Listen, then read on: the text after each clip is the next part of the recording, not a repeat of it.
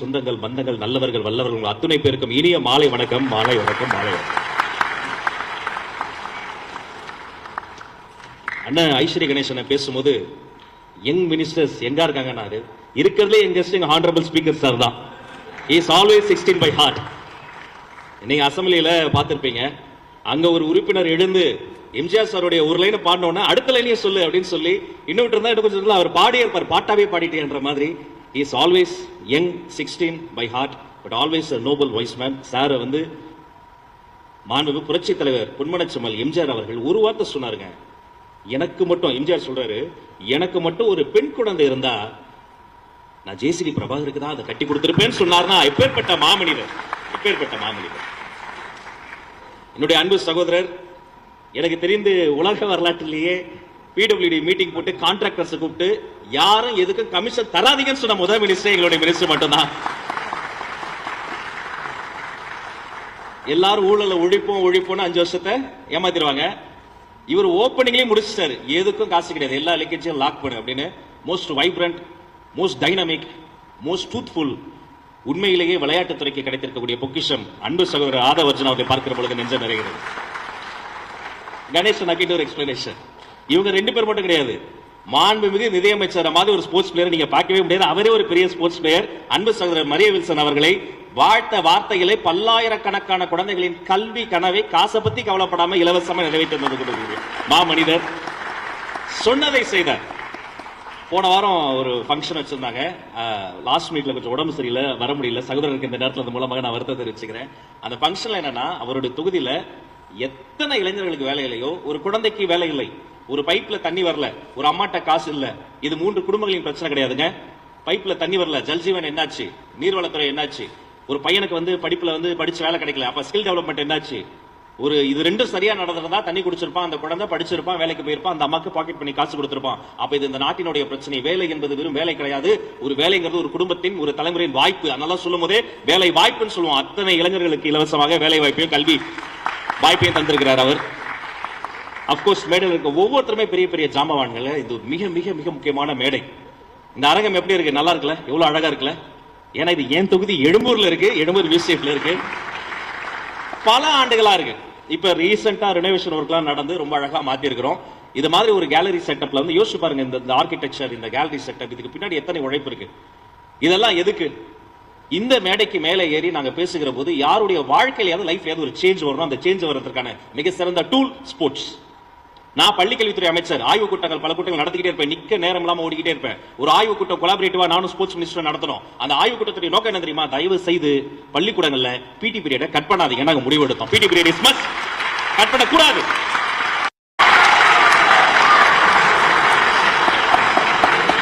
ஒரு மாணவனுக்கு வகுப்பறை எவ்வளவு முக்கியமோ, ஒரு பையனுக்கு ஸ்டடிஸ் எவ்வளவு முக்கியமோ அவ்வளவு முக்கியம் ஸ்போர்ட்ஸ் கிரவுண்டுன்னு அதை பிலீவ் பண்ணி அதை சொன்னதோடு இல்லாம, நான் எவ்வளவு சின்ன பையன், எவ்வளவு சின்ன ஒரு மனிதன், என்னை நேர்ல வந்து பார்த்து எனக்கு அது சம்பந்தப்பட்ட தரவுகள்லாம் சொல்லி அவர் வேணுங்கிறத சாதிச்சிட்டாரு. இப்ப தமிழ்நாடு முழுக்க இருக்கக்கூடிய ஸ்கூல்ஸ்ல பள்ளி கல்வித்துறையினுடைய எந்த இடம் இருந்தாலும் அது மேம்படுத்தப்பட்ட விளையாட்டு மைதானமா மாற்றுவதற்கான விதையை இந்த மனிதர் போட்டு விட்டார். இனி விளையாட்டுத்துறை அமோகமா இருக்கும். அது மட்டும் இல்ல, பல்வேறு அறிவிப்புகள் இருக்கு, அதெல்லாம் குட் டைம்ல அவரே ஸ்போர்ட்ஸ் மினிஸ்டரே சொல்வாருங்க. எஸ், இது ஒரு மிகப்பெரிய டூல். உங்க வீட்டை இல்ல, இந்த நாட்டையே மாத்த முடியும். பஞ்சாப்ல சன்சார்பூர் ஒரு சின்ன கிராமங்க, வெளியில தெரியும், உங்க யாருக்கா தெரியுமா? நான் சொன்னாதான் தெரியும். காலையில 5 மணிக்கு, இமேஜின், காலங்காத்தால 5 மணிக்கு எழுந்த உடனே என்ன தெரியுமா? அங்க பால் வாங்க போக மாட்டாங்க, கடைக்கு போக மாட்டாங்க. 5 மணிக்கு வெட்டவெளி பொட்டல் காட்டுல 500 சொச்சம் பசங்களும் ஹாக்கி பிராக்டிஸ் பண்ணுவாங்க. பேட் வாங்க காசு இல்ல, பால் வாங்க காசு இல்ல, ஸ்குவாட் பொசிஷன்ல நிக்க தெம்பு இல்ல. அவங்க வீட்டுல அவங்க அம்மா என்ன பண்ணுவாங்கன்னா, வெறும் பாலை காய்ச்சி அந்த குழந்தைக்கு பால் மட்டும் தான் ஊட்ட வச்சது பானம். தென்னை மட்டை பாக்கு மட்டையெல்லாம் பேட்டா மாத்தி பேப்பரையும் அந்த காட்டு நீர் சுத்தி பாலாக்கி, எவ்வளவு கஷ்டமான பொசிஷன் தெரியும் உங்களுக்கு. ஹாக்கி 500 சொச்ச குழந்தைகள் விளையாடுவாங்க. இதுதான் காலையில 5 மணிக்கு சன்சார்பூரினுடைய சன்ரைஸ் ஷாட். அங்கிருந்து அதோட அவுட்புட் என்ன வருது? குவாலிட்டியான ஹாக்கி பிளேயர்ஸ் வந்தாங்க. ஒலிம்பிக்ஸ் நடந்த போது 2 நாட்டுக்கு சன்சார்பூர் கிராமத்துல போய் விளையாண்டாங்க. இந்தியாவுக்கு விளையாண்டாங்க, மற்ற நாட்டுக்கு போய் விளையாண்டாங்க. அர்ஜுனா அவார்டு வருது, நிறைய நேஷனல் லெவல் டிராபிஸ் வின் பண்றாங்க, கோச்சுகள் வர்றாங்க. அந்த ஊரை நீங்க கூகுள்ல சர்ச் பண்ணி பாருங்க. வேர்ல்டு ஹாக்கில என்ன தெரியுமா சொல்லுவாங்க? தி மெக்கா ஆஃப் வேர்ல்டு ஹாக்கின்னு சர்ச் பண்ணீங்கன்னா சன்சார்பூர், அந்த அளவுக்கு அந்த கிராமம் வளர்ந்தது. பெருமையா இருந்தது. அங்க போய் நீங்க அட்ரஸ் கேட்டிங்க வைங்க, நீங்க போய் அந்த கேப்டன் இருப்பார்ல, அவர் வீட்டுல லெஃப்ட் எடுத்து நேரா போனா டிராக்டர் வரும். அங்க போனீங்கன்னா இந்த டிஃபென்ஸ் ஆடுவான்ல, அந்த பையன் வீட்டுல போய் நேரா போனீங்கன்னா அர்ஜுனாவாடி வீட்டுக்கிட்டு யூட்டன், இப்படிதான் அட்ரஸ் சொல்லுவாங்க. அவ்வளவு ஸ்போர்ட்ஸ் பிளேயர்ஸ், ஒரு செழுமையா இருந்தது. 70களினுடைய ஆரம்பத்துல அங்க ஸ்போர்ட்ஸுக்கான முக்கியத்துவம் குறைந்தது, போதைப் பொருள் அதிகமானது. உலகத்துல எல்லா குற்றமும் பெரிய குற்றம், குற்றங்களிலே பெரும் குற்றம், குற்றங்களின் தாய்மடி போதை பழக்கம். அந்த போதை பழக்கம் அறிமுகப்படுத்தப்பட்டது. என்னாச்சு? ஹாக்கில இருந்து இன்ட்ரெஸ்ட் போச்சு, எம்டி கிரவுண்ட்ல அபகரிச்சாங்க, விளையாடக்கூடாதுனாங்க, டீவியேஷன் அதிகமாச்சு, ஆக்சிடென்ட்ஸ் அதிகமாச்சு, ரோட் ஆக்சிடென்ட்ஸ் அதிகமாச்சு. யார்கிட்ட போய் எந்த அட்ரஸ் கேட்டாலும் இப்படி போங்க, அந்த வாடி வீட்டுக்கு போங்கன்னு சொன்னாங்களா, அங்க அந்த வீல் சேர்ல வருவாரு, அந்த அங்கிள் வீட்டுல போங்க. இன்னொருத்தர் கையிலே அந்த வீட்டுக்கு போங்க. மெக்கா ஆஃப் இந்தியன் ஹாக்கின் வர்ணிக்கப்பட்ட சன்சார்பூர் ஹாக்கியினுடைய வரைபடத்தில் இருந்து மெல்ல மெல்ல காணாமல் போனது. விளைவு இந்தியன் ஹாக்கிக்கு அது ஒரு பின்னடைவு அமைந்தது. சர்வதேச அளவில் ஹாக்கி ஃபீல்டுக்கு, ஹாக்கி என்ற ஒரு விளையாட்டுக்கு ஒரு பின்னடைவு அமைந்தது. அதில் இருந்து மீண்டு கொண்டு வர படாத பாடுபட்டாங்க. இதை வச்சு ஒரு பெரிய படம் கூட எடுத்தாங்க. அப்ப எல்லா விஷயத்திற்குமான தாய்மொழி என்ன தெரியுமா? அந்த போதை பழக்க வழக்கம். அந்த போதையிலிருந்து, அந்த போதையின் பாதையிலிருந்து ஒரு குழந்தையை காப்பாற்ற யார் தெரியுமா வேணும்? இந்த ஸ்போர்ட்ஸ் வேணுங்க. இந்த ஸ்போர்ட்ஸ் வேணும். இவங்கள மாதிரி ஸ்போர்ட்ஸ் ப்ரமோட்டர்ஸ் பண்றது ஒரு மிக நல்ல காரியம். தயவு செய்து நீங்க இன்னும் நிறைய சப்போர்ட் பண்ணுங்க. இந்த ஸ்போர்ட்ஸ் ப்ரமோட்டர்ஸ் வர்றாங்கன்னு சொன்னா வெறும் அந்த ஃபீல்டு மட்டும், அந்த பர்டிகுலர் துறை மட்டும் வளரல, நம்ம குடும்பம் வளரும், நம்முடைய குழந்தைகள் வளருவாங்க, ஆரோக்கியமா இருப்பாங்க.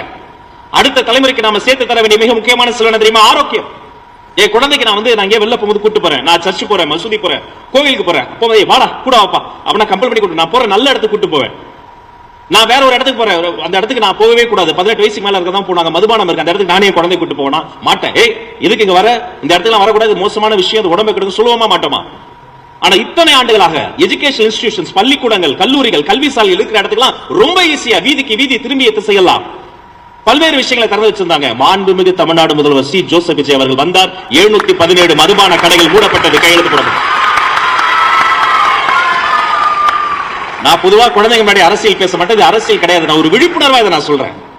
அந்த பேரை கேட்டோம், அந்த குட்டீஸ் கத்துறதை பாத்தீங்கல்ல, அந்த சந்தோஷத்தை பாத்தீங்கல்ல. நெக்ஸ்ட் அடுத்த தலைமுறை இந்த நாடு, இந்த தேசம் இருக்கு பாருங்க, அவங்க கையில தான் இருக்கு. அப்ப நாம என்ன பண்ணோம்? எவ்வளவு ஸ்போர்ட்ஸ் அவைலபிள் இருப்பாங்க. ட்ரெடிஷனல் ஸ்போர்ட்ஸ் ஒன்னு இருக்கு, எமர்ஜிங் ஸ்போர்ட்ஸ் ஒன்னு இருக்கு. ட்ரெடிஷனல் ஸ்போர்ட்ஸ்ல நாம தான் கில்லி, சும்மா சொல்லக்கூடாது. சேப்பாக்கம் கிரவுண்ட்ல மட்டும் கிடையாது, சின்னதா ஸ்ட்ரீட்ல கூட எங்க பசங்களை மாதிரி கிரிக்கெட் ஆடுறதுக்கு ஆளே கிடையாது. வட சென்னை முழுக்க மேடையில் இருக்கிறோம். காலையில நீங்க எந்த கிரவுண்டுக்கு போனீங்கனாலும் டர்ஃப் இருக்கோ இல்லையோ, ஃபுட்பால போட்டீங்கன்னா 30-40 பசங்க உள்ள விழுந்து ரத்த சிந்தி வேலை சிந்தி விளையாடுவோம். எங்களுக்கு ஸ்போர்ட்ஸ் என்பதுதான் மதம், எங்களுக்கு ஸ்போர்ட்ஸ் என்பது ஒரு வாழ்வின் ஒரு அங்கம். உழைப்பாளர்களுக்கு ஸ்போர்ட்ஸ் ரொம்ப முக்கியம். ஆனா எமர்ஜிங் ஸ்போர்ட்ஸ் நிறைய வந்துருச்சு. பிக்கில் பால்ன்றாங்க, ஒலிம்பிக்ஸ்ல நிறைய ரூல்ஸ்லாம் வந்துருச்சு. அப்ப இது தியரிட்டிக்கலாவும் டெக்னிக்கலாவும் கற்றுக்கொள்வதற்கான ஸ்கோப் நமக்கு வேணும், அந்த வாய்ப்பு வேணும். நான் ஆரம்பத்தில் சொன்னேனே, ஒவ்வொரு வேலையும் ஒரு வாய்ப்பு, வேலை வாய்ப்புன்னு சொல்றோம். இந்த விளையாட்டு மைதானமும் மிக சிறந்த வாய்ப்பு. தயவு செய்து உங்க வீட்டுல நாளைக்கு போன உடனே குழந்தைய டெய்லி கிரவுண்டுக்கு போக சொல்லுங்க. அந்த குழந்தை ஸ்கூலுக்கு போற மாதிரி, கோயிலுக்கு போற மாதிரி விளையாட்டு மைதானத்துக்கு போன. சுவாமி விவேகானந்தர் சொல்றார், நான் கீதையை படிப்பதை போல மைதானத்தில் விளையாடுவதன் மூலமாக சொர்க்கத்தின் அருகில் செல்கிறேன். நீங்க விளையாட்டின் மூலமாக உங்களுக்குள்ளார அந்த தீய எண்ணங்கள் மறையும், விளையாட்டின் மூலமாக உடல் வலுப்பெறும், விளையாட்டின் மூலமாக தன்னம்பிக்கை வளரும். வேற யாரும் எடுத்துக்காட்ட வேண்டாம். ஒரு குழந்தை பிறந்த உடனே வளரும் வயது வரை பெற்றோரை இழக்கக்கூடாது, அந்த குழந்தை இழந்தது. வளரும் வயதில் ஊட்டச்சத்தை இழக்கக்கூடாது, அந்த குழந்தை ஊட்டச்சத்து மிக்க உணவுகளை இழந்தது. வளர்ந்த பின்பு அந்த குழந்தைக்கு நல்ல நண்பர்கள், என்விரான்மெண்ட் இருக்கணும், ஒரு சொந்தமா ஒரு வீடு இருக்கணும், அந்த குழந்தை அதை இழக்கவே கூடாது, அதையும் இழந்தது. 1000 தடைகள் போட்டாங்க. ஆனா அப்பா அம்மாவை இழந்து வளரும் வயதுல சொந்தமா ஒரு இடம் கூட இல்லாம வெறும் அரசாங்கத்தினுடைய ஒரு ஹாஸ்டல்ல சத்துணவை மட்டுமே தின்னு சாப்பிட்டு வளர்ந்து ஒரு நாள் கிரவுண்ட்ல போய் அவருக்கு கையில ஸ்போர்ட்ஸ் கிடைக்குது. அந்த ஸ்போர்ட்ஸ்லயும் பாலிடிக்ஸ் இருக்கு, ஸ்போர்ட்ஸ்ல ரெக்கமெண்டேஷன் வருது. ஸ்போர்ட்ஸ்ல யாரோ ஒருத்தர் எங்க இருந்தோ ஒரு ரெக்கமெண்டேஷன் லெட்டர் வச்சு அவன் நேஷனல்ஸ்க்கு போறான். அப்ப இது முறியடிக்கு நாம என்ன பண்ணணும்? இன்னும் ஹார்ட் ஒர்க் பண்ணி அந்த குழந்தை அந்த நேஷனல் டீம்ல போறாரு, அந்த நேஷனல் பிளேயர் ஆறாரு. நேஷனல் பிளேயர் ஆனதோட அந்த ஃபெடரேஷன்ல இருக்கிற பாலிடிக்ஸ் ஒழிக்கணும்னா ஆக்டிவ் பொலிட்டிஷியன் இல்லைங்க, ஆக்டிவாக ஸ்போர்ட்ஸ் மேனா இருக்கும்போது அதை தூக்கி போட்டு ஸ்போர்ட்ஸ்ல இருந்த பாலிடிக்ஸ் ஒழிப்பதற்காக அந்த எலெக்ஷன்ல நின்று ஃபெடரேஷனுடைய பிரசிடென்டா இந்தியால இன்னைக்கு பல ஸ்போர்ட்ஸ் பிளேயர்ஸ் ஒரு மாநில விட்டு மாநிலத்துக்கு போறதுக்கு ட்ரெயின் டிக்கெட் வாங்குறதுக்கு கஷ்டப்பட்டு இருந்த சூழ்நிலையில என்னுடைய வீராங்கனைகள் விமானத்துல பறக்கிறாங்கன்னா அந்த குழந்தை அதை மாற்றியது. இனி யாரும் ஸ்போர்ட்ஸ்ல ரெக்கமெண்டேஷன் பண்ணக்கூடாது, காசு இல்லாம ஒரு பிளேயர் கஷ்டப்படக்கூடாது, ஊட்டச்சத்து இல்லாம கஷ்டப்படக்கூடாதுன்னு கொரோனா காலத்துல கூட அந்த sports player supporting staff coach எல்லாருக்கும் சேர்த்து பண உதவி செய்தது. அந்த குழந்தை வேற யாரும் கிடையாது, இந்த வளர்ந்த குழந்தை என் நண்பர் ஆதவர்ஜுன் அவர்கள் தான். இவரை மாதிரி மனிதரை ரோல் மாடலா எடுத்துக்கங்க, கெத்தா இருங்க, கட்ஸோட இருங்க, தன்னம்பிக்கையோட இருங்க. எவ்வளவு பிரச்சனை வந்தாலும் சரி பாத்துக்கலாம். முன்ன மாதிரி கிடையாது, நீங்க தனியா இல்ல, உங்களுக்கு சப்போர்ட்டிவா உங்க கூட நிக்கிறதுக்கு நாங்க எல்லாம் இருக்கிறோம். நம்ம ஸ்போர்ட்ஸ் ப்ரமோட்டர்ஸ் அத்தனை பேர் இருக்கிறாங்க. நல்லா விளையாடுங்க, ஜாலியா இருங்க, தெளிவா இருங்க. நீங்க செய்யற ஒவ்வொரு செயலும், இந்த மேடையில கொடுத்த ஒவ்வொரு பரிசும், ஒவ்வொரு நகர்வும் ஏதோ ஒரு மூலையில் இருக்கிற யாரோ ஒரு குழந்தையுடைய லைஃப் சேஞ்ச் பண்ண போகுது. அது இப்ப தெரியாது, 5 வருஷம் கழிச்சு தெரியும், 10 வருஷம் கழிச்சு தெரியும். என்னுடைய சிஸ்டர், எங்க ஸ்பீக்கருடைய டாக்டர், அவங்க வந்து நின்னுட்டு இருக்காங்க. அவன் ஃபேமிலியில் அத்தனை பேர் எனக்கு நல்லா தெரியும். அமலன் என்னுடைய சகோதரர். எப்பவுமே தன் வீடு, தன் குடும்பம் என்று நினைக்காது அடுத்தவங்களுடைய வாழ்க்கை என்று யோசித்து ஓடிக்கொண்டிருக்கக்கூடிய கூட்டத்தில் நாம நின்றுட்டு இருக்கோம். இப்ப நாம என்ன பண்ணோம், நாமளும் இதே மாதிரி நீங்க ஒரு முடிஞ்சா ஒரு பென்சிலை ஃப்ரெண்டோட ஷேர் பண்ணுங்க. முடிஞ்சா ஒரு நோட் புக் 2 இருக்கா, ஒரு புக்கை இல்லாதவங்களுக்கு கொடுங்க. தமிழ்நாட்டில் 8 கோடி பேர் இருக்கும். 8 கோடி பேரும் தினந்தோறும் ஏதோ விஷயங்களை பேசுறோம். யோசிச்சு பாருங்க, சின்ன ஹெல்ப், சாலையை கடக்க முடியாத விடி சவால் மனிதருக்கு கையை பிடித்து கடக்க செய்வதும் உதவிதான். ஒரு குழந்தைக்கு ஸ்கூல் ஃபீஸ் கட்ட முடியல, ஸ்காலர்ஷிப் ஹெல்ப் பண்றது உதவிதான். ஒரு நல்ல ஒரு பூமா நைக் ஷூ வாங்க முடியல ஒரு பிளேயருக்கு, அந்த ஷூவை நீங்க எந்த ரத்த சம்பந்தம் வேண்டாங்க, ஃப்ரெண்டா இருக்க அவசியம் கிடையாதுங்க. ரேண்டமா போங்க, ராஜரத்ன ஸ்டேடியம் போங்க, நேரு ஸ்டேடியம் போங்க. அங்க ஏக்கமா ஒரு குழந்தை உட்கார்ந்திருப்பான் கிழிஞ்ச ஷூவோட. உங்க ஷூ சைஸ் சொல்லுங்க, நான் போய் ஒரு ஷூ வாங்கி கொடுங்க. ஒருத்தர் ஒரு நாளைக்கு ஒரு உதவியே செஞ்சா போதுங்க. Each one help one. தினந்தோறும் தமிழ்நாட்டில் 8 கோடி உதவிகள் பிறந்து தமிழ்நாடு இந்தியாவினுடைய ஹெல்பிங் கேபிட்டலாக மாறும் என்பதை மனதில் வைத்துங்க. வெளியே தெரியாம நாங்க நிறைய உதவிகள் செய்யறோம். நீங்க வெளியே திரும்படி நிறைய உதவிகள் செய்யுங்க. நீங்க செய்யறதுலயே முதல் உதவி என்ன தெரியுமா? ஏதோ ஒரு குழந்தை ஏதோ ஒரு கனவுகளோடு இந்த விளையாட்டு மைதானத்திற்கு செல்லும் போது அதை பாராட்டுவது. ஒரு மனிதன் பிறக்கும் போது கேட்பது தாலாட்டு, வாழ்வு முடியும் போது நீராட்டு. இரண்டுக்கும் இடையில இந்த குழந்தைங்க கேட்டுக்கொண்டே இருக்க வேண்டியது பாராட்டு, பாராட்டு, பாராட்டு. நீ நல்லா வருவ, ஜெயிப்ப என்று சொல்லுங்க. எங்க பசங்க ஜெயிப்பாங்க. இது ஒரு பள்ளி கல்வித்துறை அமைச்சராக இல்ல, உங்க வீட்டு சகோதரனா, இந்த தொகுதி எம்எல்ஏவா சொல்றேன். தயவு செய்து எங்க பசங்களை இன்னும் கொஞ்சம் ஃப்ரெண்டா பாருங்க. திட்டாதீங்க, கத்தாதீங்க. காலையில எழுப்பும் போதே நல்ல செல்லக்குட்டி ராஜா வாடா, என் கேப்டன் வந்துட்டா, வாடா வாடா வாடா, கலெக்டர் எழுந்துடுறா, டாக்டர் எழுந்திரிமா, செல்லமே அப்படி எழுப்புங்க. சில வீட்டுலாம் தெரியுமா, கலந்து எரும மாடு மாதிரி தூங்குது பாரு, ஏன்றா அப்படின்னா அவன் கடுப்பாவே எஞ்சி கடுப்பாவே போய் அப்படி இல்ல, நல்ல சிரித்த முகத்தில் உற்சாகப்படுத்தி அவருக்கு என்ன பிடிக்குமோ அதை சொல்லி உற்சாகப்படுத்தி எழுப்புங்க. இந்த நாள் மட்டுமல்ல, வாழ்வில் நாம் சிரித்து மகிழ்ந்து உற்சாகம் இருக்கிற ஒவ்வொரு நாளும் பொன்னாளாக மாறும். உங்கள் வாழ்நாள் எல்லாம் பொன்னாளாக மாற மாண்புமிகு தமிழக முதல்வர் சி. ஜோசப் விஜய் அவர்களினுடைய சார்பில் பொன்னான வாழ்த்துக்களை சொல்லி விடைபெறுகிறேன். நன்றி. Thank you so much.